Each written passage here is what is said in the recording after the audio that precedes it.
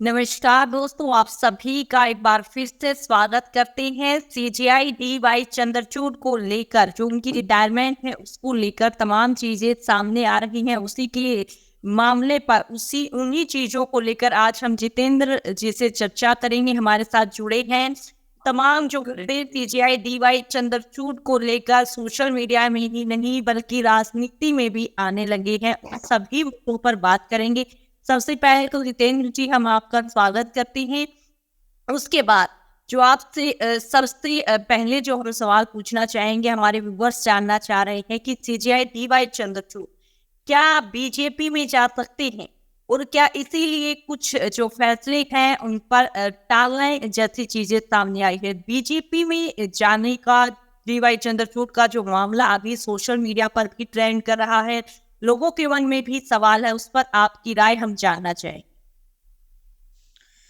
देखिए, बहुत बहुत धन्यवाद करीना जी आपका, आप हमें आपके प्लेटफॉर्म पर बुलाने के लिए। और सबसे बड़ा मुद्दा, बिल्कुल सही बात कही है आपने। सीजीआई डीवाई चंद्रचूड़ को सिर्फ एक हफ्ता बाकी रह गया है। आज 3 तारीख हो चुकी है, 10 नवंबर को उनकी रिटायरमेंट है। तो एक हफ्ता रह गया है और इस एक हफ्ते में पहली बात तो ये होती है कि क्या वो बड़े फैसले लेंगे। दूसरा, जो आपने बिल्कुल सही कहा कि लोगों के मन में इस तरीके के सवालों ने जन्म ले लिया है कि क्या सीजीआई रिटायरमेंट के बाद बीजेपी ज्वाइन कर लेंगे। और इसका सबसे बड़ा उलटफेर कहां से शुरू हुआ, आप जानते होंगे। इसका सबसे बड़ा उलटफेर शुरू तब से हुआ था तब सीजीआई डीवाई चंद्रचूड़ की और उनकी पत्नी की और देश के प्रधानमंत्री नरेंद्र मोदी की वो फोटो वायरल हुई थी, जब सीजीआई के घर देश के प्रधानमंत्री नरेंद्र मोदी पूजा कराने पहुंचे थे। और इस फोटो को लेकर बहुत सारे सवालों ने जन्म ले लिया था और तमाम लोगों के सवाल थे। तमाम लोग ये भी कह रहे थे कि रिटायरमेंट के बाद CGI D Y Chandrachud BJP join करेंगे। और तमाम सवाल ये भी उठ रहे थे कि क्या अब तक जो सीजीआई ने फैसले लिए हैं, क्या वो किसी के दबाव में तो नहीं लिए हैं। बहुत सारे सवालों ने जन्म जरूर ले लिया था। लेकिन मैं आपको जो रियलिटी है वो एक बार उसकी ओर भी लेकर जाना चाहता हूं, ताकि जो पुरानी बातें हैं उनको भूला ना जाए ये चंद दिनों की बातों को लेकर। देखिए, जब हमारे देश में कोई भी व्यक्ति, जब सीजीआई डीवाई चंद्रचूड़ के फैसले आ रहे थे, लगातार निष्पक्ष फैसले आ रहे थे, तो उस समय पर अगर हमारे देशवासी थे तो उनको लगातार ये लग रहा था कि आपको न्याय चाहिए है, या हमारे देशवासी हो या बड़े नेता भी हो, उनको ये लग रहा था कि उनको न्याय चाहिए, तो वो सुप्रीम कोर्ट का दरवाजा खटखटाते थे। चाहे उसमें बड़े जो नेता भी हो गए, उसमें देशवासी भी हो गए, यहां तक कि भी वो सुप्रीम कोर्ट को भी स्किप करने लग गए थे। सीधे डीवाई चंद्रचूड़ के समक्ष अपनी फाइल रखने लग गए थे कि उनको न्याय की वहां से ज्यादा उम्मीदें थी इस चीज को लेकर। उस समय पर सीजीआई डीवाई चंद्रचूड़ ने बहुत से ऐसे फैसले भी सुनाए हैं जिसमें इस केंद्र सरकार को बहुत बड़े बड़े झटके भी लगे हैं, इस सरकार के मुंह भी फूले हैं। बहुत सारे ऐसे फैसले सीजीआई डीवाई चंद्रचूड़ ने सुनाए। जैसे आप उदाहरण के तौर पर ले लीजिए, इलेक्टोरल बॉन्ड का मामला ले लीजिए, या फिर हम कह सकते हैं चंडीगढ़ के अंदर जो मेयर का चुनाव था वो मामला आप ले लीजिए, जिसमें सीधे तौर पर बीजेपी सरकार को मुंह की खानी पड़ी थी। और सीजीआई डीवाई चंद्रचूड़ के फैसले के सामने इस केंद्र सरकार को घुटने टेकने पड़ गए थे। और इन्हीं सब मुद्दों के बाद जब एक दिन ऐसा आता है कि सीजीआई डीवाई चंद्रचूड़ के घर की एक फोटो वायरल होती है, जिसमें प्रधानमंत्री भी, हाँ ये चीज मैं कहना चाहूंगा यहां पर कि ये चीज गलत है। अगर आप इस तरीके से देश के प्रधानमंत्री अगर इस तरीके से वहां पर जाते या आप प्रधानमंत्री को बुलाते हैं, तो वो चीज कहीं ना कहीं लोगों के दिलों के अंदर, दिमाग के अंदर संदेह पैदा करती है। जो फोटो था या तो उसको पब्लिक नहीं करना चाहिए था, जैसा कि कपिल सिब्बल ने भी कहा कि उसको सार्वजनिक नहीं करना चाहिए था। लोगों के अंदर अलग तरीके से दिमाग में नए नए सवालों ने जन्म ले लिया था। या फिर सीधे तौर पर आपको उस चीज को मानना चाहिए जो लोग बार बार सवाल उठा रहे हैं। तो इस प्रकार से जो सीजीआई ने पुराने फैसले दिए उनको भी मैं नहीं चाहता कि देश की जनता इतनी जल्दी भूल जाए। जी, इसी के साथ आप जानते हैं कि अभी जो है हम कह सकते हैं कि बैक काउंटिंग जो है दिनों की शुरू हो गई है। चंद ही दिन बचे हैं सीजीआई डीवाई चंद्रचूड़ की रिटायरमेंट में। तो आपको क्या लगता है कि जो फैसले, अहम फैसले जो हैं, जिन पर अब देश भर की निगाहें टिकी है कि सीजीआई डीवाई चंद्रचूड़ जो है वो फैसले लेंगे, और शायद जो बार बार सवाल उठ रहे थे कि इतिहास उनको कैसे याद करेगा, शायद वो उनके इन लास्ट फैसलों पर भी निर्धारित हो सकता है। तो इन फैसलों पर आप क्या कहना चाहेंगे, एक बार उस पर भी अपनी राय हमारे साथ, हमारे व्यूअर्स को बताएं।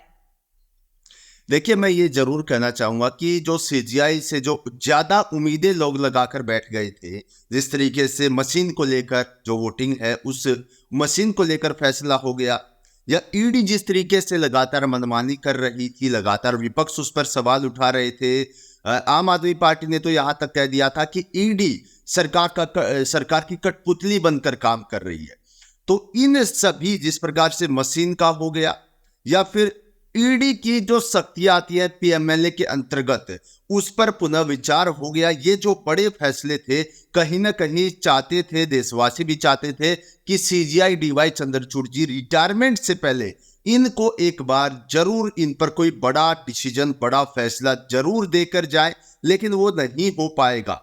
लेकिन अभी भी 5 ऐसे बड़े मुद्दे बताए जा रहे हैं कि 10 नवंबर से पहले सीजीआई को लेने पड़ेंगे। उन 5 बड़े मुद्दों पर फैसला सुनाना पड़ेगा। सीजीआई डीवाई चंद्रचूड़ एक दिन में भी उन पर फैसला सुना सकते हैं, या फिर लगातार एक एक करके 5 दिन में भी उन बड़े फैसलों पर अपना फैसला सुना सकते हैं। लेकिन लोगों के अंदर एक तरीके से वो चीज दिख रही है कि हाँ, इन चीजों पर सीजीआई को जरूर डिसीजन लेना चाहिए था, जरूर फैसला लेना चाहिए था। ये थोड़ा लोगों को निराशाजनक जरूर लगा होगा इस समय पर, क्योंकि उनका आप लगा लीजिए 1 हफ्ता ही मात्र रिटायरमेंट का बचा है, और जो अगले सीजीआई है संजीव खन्ना, उनकी किस प्रकार का कार्यकाल रहेगा, क्योंकि वो 6 महीनों तक ही सीजीआई रहने वाले हैं। हालांकि जो देश की राष्ट्रपति है द्रौपदी मुर्मू, उन्होंने जो उनका नाम भी फाइनल कर दिया, सारी चीजें हो चुकी है, लेकिन वो लागू 11 नवंबर से होंगी सीजीआई के रिटायरमेंट होने के बाद। तो लोगों की जो आशंकाएं थी, लोगों की जो उम्मीदें थी, कहीं ना कहीं लोगों को ऐसा लगा कि उन उम्मीदों पर सीजीआई बड़ा फैसला अगर ले लेते तो और भी अच्छा होता। जी, इसके बाद एक और छोटा सा सवाल हम आपसे पूछना चाहेंगे, आपकी राय, क्योंकि जो बार बार सवाल उठ रही हैं, क्या सीजीआई, क्योंकि गणेश चतुर्थी वाला जो फोटो वायरल हुआ उसके बाद जो है लगातार लोगों में विश्वास थोड़ा डगमगाया है सीजीआई डीवाई चंद्रचूड़ को। लेकिन और हमने जो आपने बात कही उसको हम बिल्कुल जो है आगे रख रही हैं कि सीजीआई डीवाई चंद्रचूड़ ने काफी फैसले ऐसे दिए हैं सरकार के खिलाफ कि उन पर जो, उनको देखते हुए एकदम से जो है कोई भी राय बना लेना ठीक नहीं है। लेकिन जिस प्रकार से दिन जो है कम होते जा रहे हैं, तो क्या आपको नहीं लगता कि सीजीआई डीवाई चंद्रचूड़ जो है एक तरीके से टाली जैसी जो है कोशिशें इन फैसलों पर कर रही, ये सब? देखिए, मैं आपसे बताना चाहूंगा करीना जी, जिस प्रकार से आपने देखा हाल ही में सुप्रीम कोर्ट के अंदर कितने बदलाव किए गए, जो आपने देखा लेडी का स्टैचू था उसमें भी काफी सारे बदलाव किए गए, सुप्रीम कोर्ट का फ्लैग था उसमें भी काफी सारे बदलाव किए गए, या जजों की जो लाइब्रेरी थी उसको म्यूजियम में कन्वर्ट करने के आदेश दिए गए। तो बहुत सारे बदलाव किए गए हैं। इन सब में भी बहुत सारा समय लग जाता है, या हम कहें कि एक तौर पर बहुत कम समय बचा था, और बहुत कम समय में भी फिर भी सीजीआई डीवाई चंद्रचूड़ बहुत ज्यादा काम कर रहे हैं। हालांकि कुछ फैसले नहीं ले पाए, उनका हमेशा के लिए लोगों को ये रहेगा कि हाँ, अगर ये फैसले भी ले लेते तो बहुत अच्छा होता। जी जी, चलिए, धन्यवाद जितेंद्र भी हमारे साथ जुड़ने के लिए, हमारे व्यूवर्स के को समय देने के लिए, और मैं सभी व्यूवर्स का भी धन्यवाद करती हूँ हमारे साथ जुड़ने के लिए। अगर आपको इसी प्रकार की सभी राजनीतिक गतिविधियों से संबंधित सभी वीडियोज जानकारियाँ चाहिए तो चैनल को सब्सक्राइब करें, वीडियो को शेयर कर लें। जय हिंद, जय भारत।